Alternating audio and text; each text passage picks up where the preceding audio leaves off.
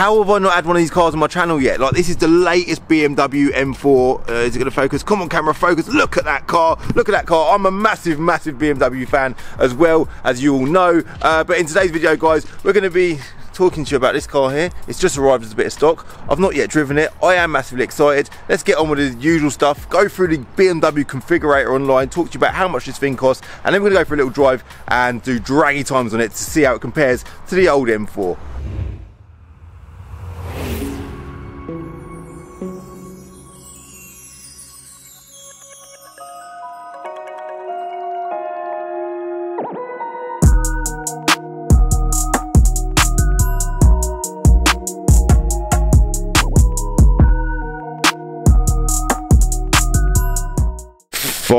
Finally, I am stood in front of a 2021 BMW M4. Got the keys in my pocket. Should we do a quick hashtag key check?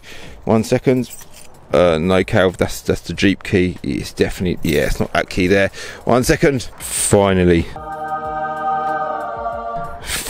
I've got the keys to a BMW M4. So this is obviously the latest BMW M4 available. It's a G82. They come out in March 2021. This is an April 2021 car, and we've just had it in as a bit of stock. And there's the black cab, by the way. Black cab has just sold to how can I put it? Let's just say he's a movie star, yeah? He's not a movie star story, he makes movies. I won't tell you what type of movies, I'll leave that to your imagination. That's not the buyer there, by the way, that's Jerome. He's just sold it to the fella that's yeah, going to be doing some kind of movies on it. But anyway, yeah, so 2021 car, very nice looking thing. It's got some nice spec options as well. We'll go through that shortly. This is my first experience. I say my first experience. I actually got offered one of these, a part exchange against my BMW M5 when I had it, my F90 M5, which I absolutely loved, and I got offered, I think, to give my M5 plus about 15 grand for that M4. It was like in a yellowy colour, quite a cool colour to be fair. It had carbon seats as well. This car doesn't actually have the carbon seat option. Massive, an extremely expensive option that is. We'll talk about that shortly. But I just couldn't see the value in giving my M5 plus 15 grand for a car of the same era with less doors and less power.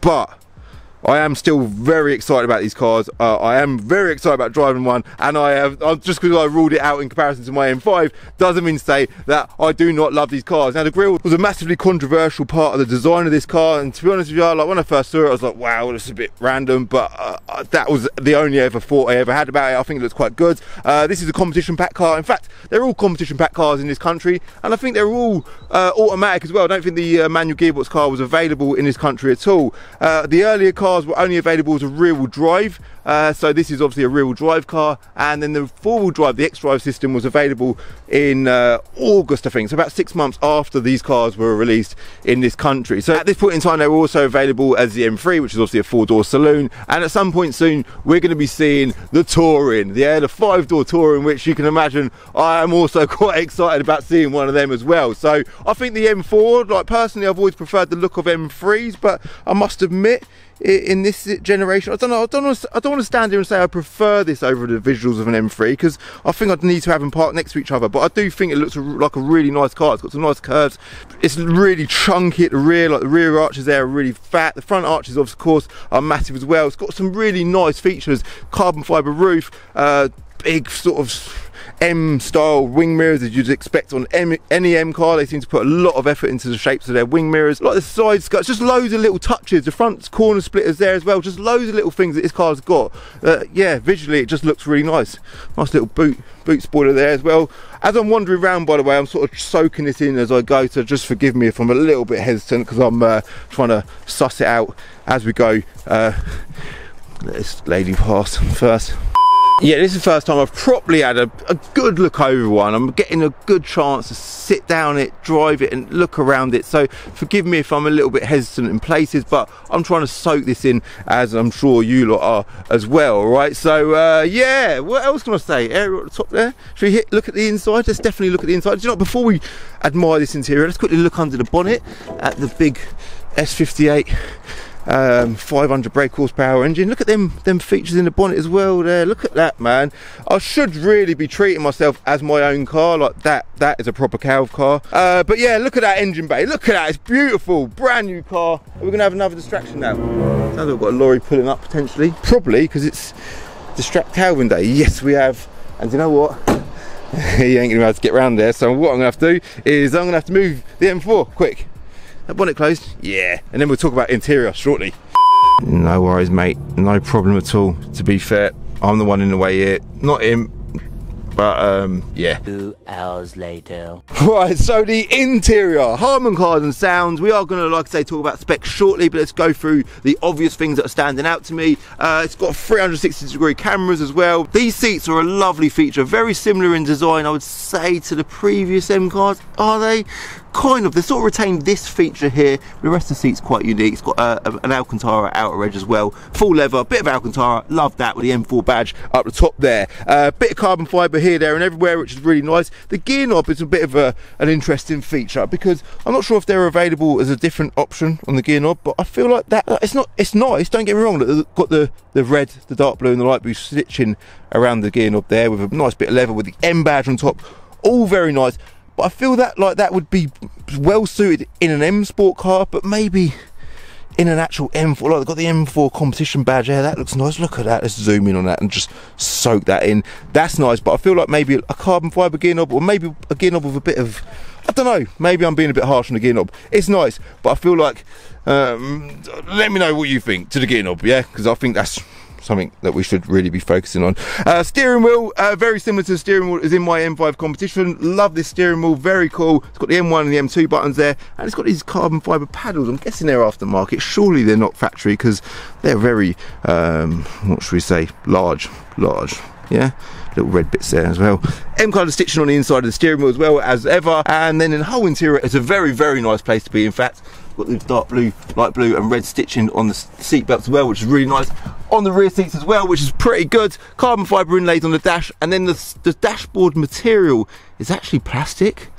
Yeah, I feel like that could be leather, but maybe they do an extended leather option where the dash is leather. Pretty sure they do. They did it on the previous gen, so they probably do on this one. So bear with me, guys. Just keep considering that I'm sort of soaking this all in as we go. Should we start the engine? Let's do that bit now.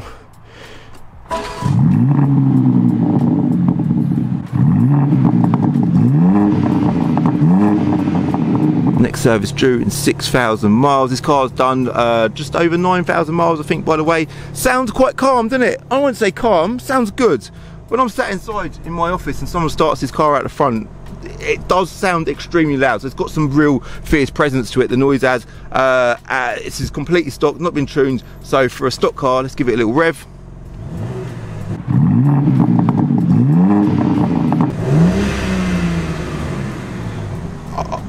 With an OPF filter as well, of course, I would say it sounds bloody good. Now, M-Drive menu, you can adjust all of this up here. Your M1 and M2 buttons. If we've got another distraction, possibly. That's all adjustable here, as with any M car. I've got it set up with the engine in Sport Plus, transmission in Sports Free, so it's in the Sports gearbox mode. Sports Plus on the chassis. Zoom in a little bit. Steering in Sport. In fact, I want the steering in Comfort. It's a bit softer, a bit lighter that way. The brakes, you can adjust the brakes. We've put Sport brakes. I don't know what that's like. Traction control and MDM, and that's about it. So then when we select that M2 button just there, we are ready to do them draggy times shortly. All right. So what we do now is come out of that. Loads of other features within this iDrive system, but we're not going to go through all that today. We're just going to keep it short, as short as we can anyway, keep it simple, and just show you around the obvious features of this car. So just show you the beautiful instrument cluster, doing an amazing job. Just looks proper nice, and it's got no fuel. It's got 15 miles, so we might have to go petrol station as well shortly. Anything else worth me mentioning whilst I'm sat in this driver's seat? I don't think there is. I think what we need to do now is throw my camera up in the window, go through HPI quickly, and then jump onto the BMW configurator and talk to you through what spec options are available on these cars. All right.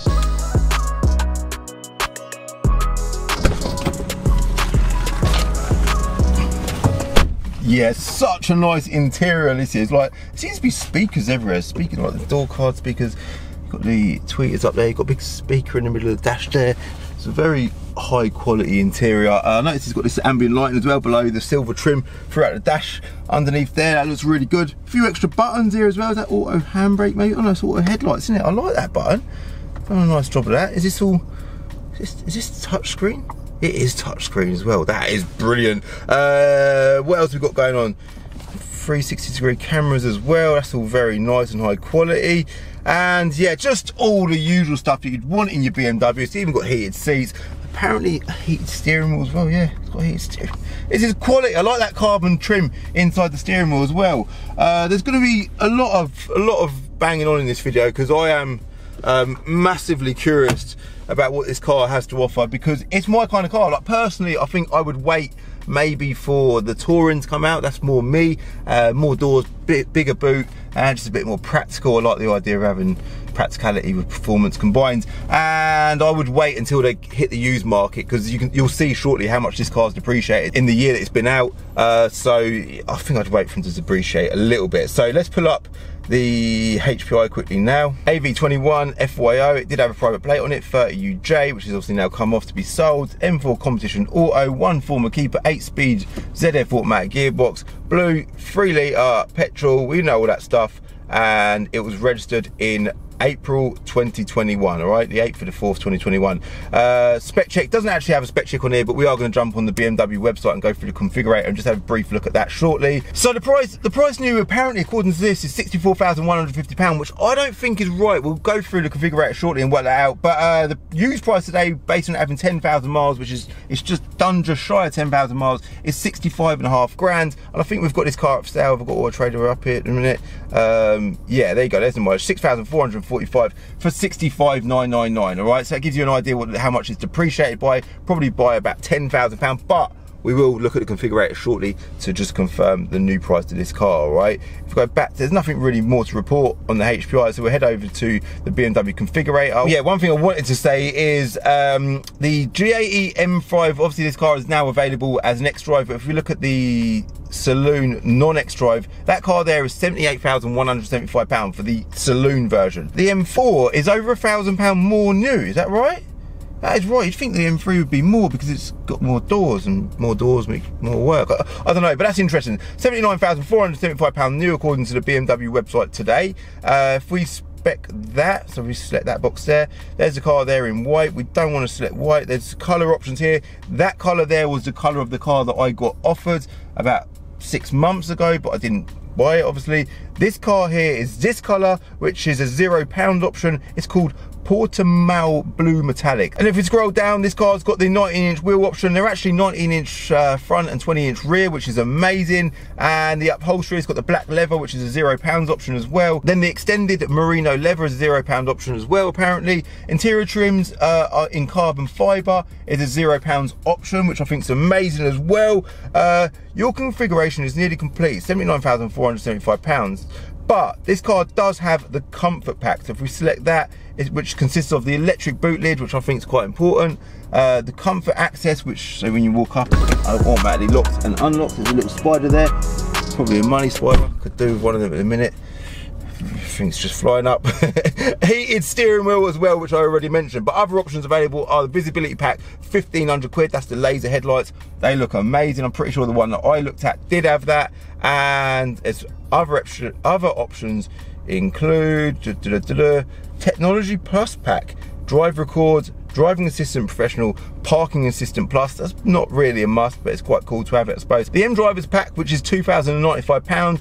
The M carbon pack, which is what that other one that I said I looked at had, £6,750, and that is basically your carbon fibre exterior styling and the M carbon fibre bucket seats. Them seats, I want to throw it out there that they look amazing, like from the rear, from the front. Like when you look through the window, open up your door, you look at them seats, they look absolutely stunning. But being sat in them wasn't a nice experience for me personally. I'm like 6'2"-ish, and there's like a big lump of carbon here. They weren't a very nice thing to sit in. These are definitely more comfortable, but I don't know if I could pass on having them seats in my car. I don't know. I'll let you lot decide if you're about to buy one of these cars. Yeah, comfort over looks.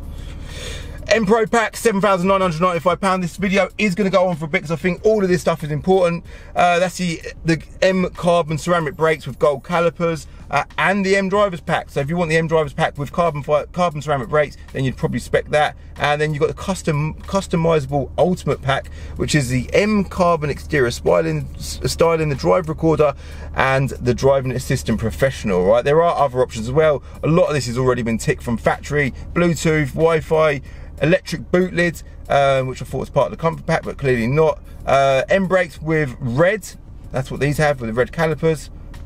Is that what it has? Heated steering wheel, which we know is part of that package as well.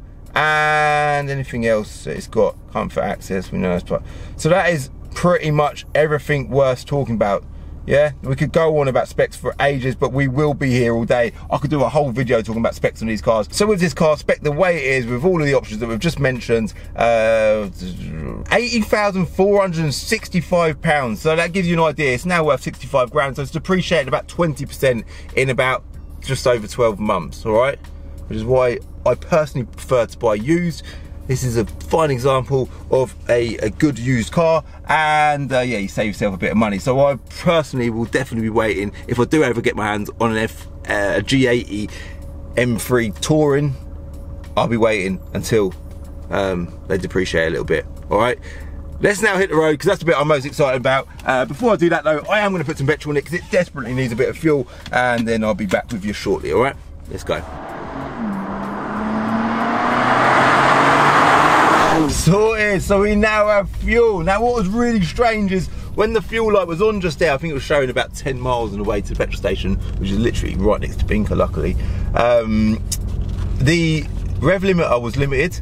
I could only do like 3,500 revs, and I thought it was because the car needed warming up, but it weren't that. It's because it had no fuel, so it wouldn't give me the full rev range with little amount of fuel, which I thought was quite interesting. All right, so what we'll do now is, yeah, we'll just get out on the road, get past this bloody lorry, and see what this thing feels like to drive. Oh my God, that was third gear.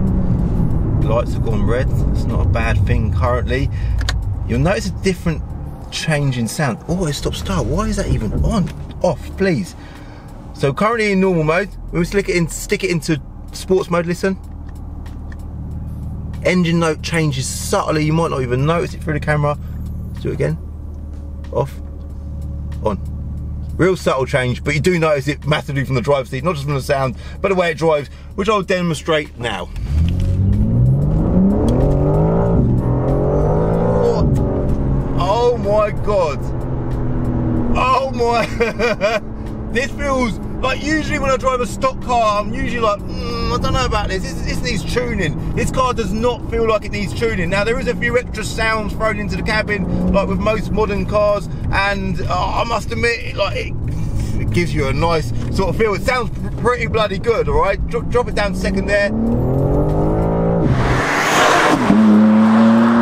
Back end's a little bit sketchy. As you upshift, the exhaust makes a little, like most cars do, but for some reason this just sounds different. It sounds good. Let off the throttle there. Throttle response is super sharp, whilst we've got it in Sport Plus, by the way, which, oh my God, it feels like I ain't driven a proper fast car for a long time. But saying that, we've done a video on the M5 recently, didn't we? The older, the F10 M5. That was a fast car. I wonder how this compares to that. This feels faster than that. This feels so much more responsive than that. That's a V8 as well. Oh my goodness. This is the most lively stock car I think I've ever driven. Like, this is great fun, man.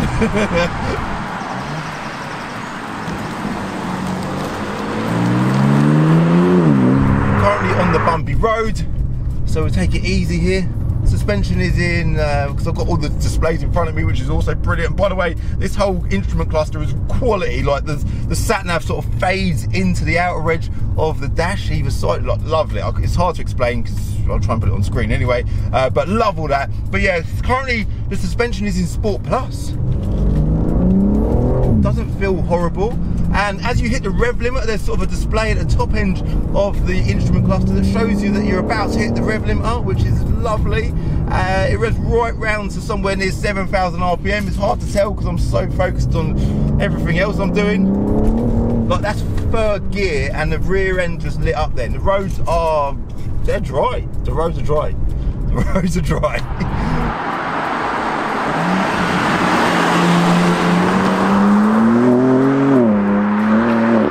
I think what we're going to do now is head over to the draggy scene section of the video and see how it compares to the M5, the previous gen M4. I've done the draggy times on my M4 CS, just see where it falls in and amongst all of them cars. There's some really interesting stuff on my draggy leaderboards, and this is an extremely good competitor to all of them cars. Right, ready? 3, 2, 1.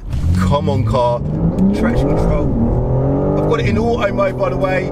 This is just skipping up the, oh look, how fast did that even look through the camera? Even it's kind of making this tearing noise, like it's tearing up the bloody ground, tearing up the tyres, putting down the power beautifully. Like, this is, this car is unbelievable. So before I look at the times, my M4 CS in stock form, 450 horsepower, done it in 3.96 seconds. Obviously that's a lightweight car. If it beats that, I'll be impressed, because that's a serious car, all right? Oh my God. Let me just double. Guys, I just said I wanted to beat 3.96, yeah? Run number 1, we've done it in 3.67 seconds. Run number 1, 3.67 seconds. We're still gonna do 2 more runs. With every car, we do 3 runs, at least 2 anyway.